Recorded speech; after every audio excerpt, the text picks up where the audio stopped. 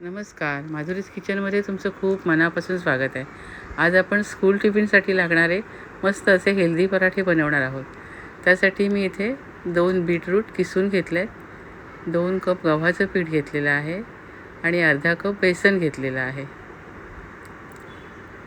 त्याचबरोबर अर्धा चमचा जिरं घेतलेला आहे, अर्धा चमचा हळद, 1 चमचा लाल तिखट,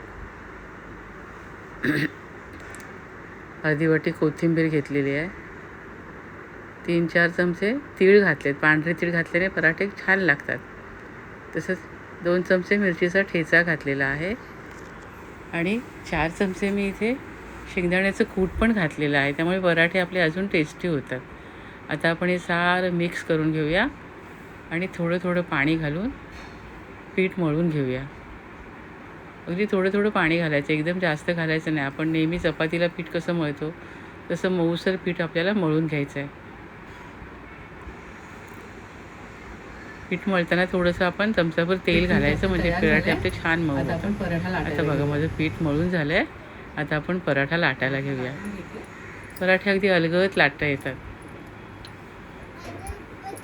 आणि पराठे एकदम कलरफुल दिसतात, मुलांना पण आवडतील. बघा इथे आपला पराठा लाटून झालेला आहे. आता आपण तो शेकायला घेऊया. पॅनमध्ये मी चमचाभर तेल घातले. तेलावर आपण पराठा शेकवूया चांगला, म्हणजे खमंग लागेल खायला.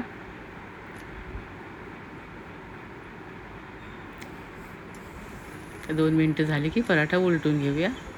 बघा रंग किती छान आला आहे ना पराठ्याला.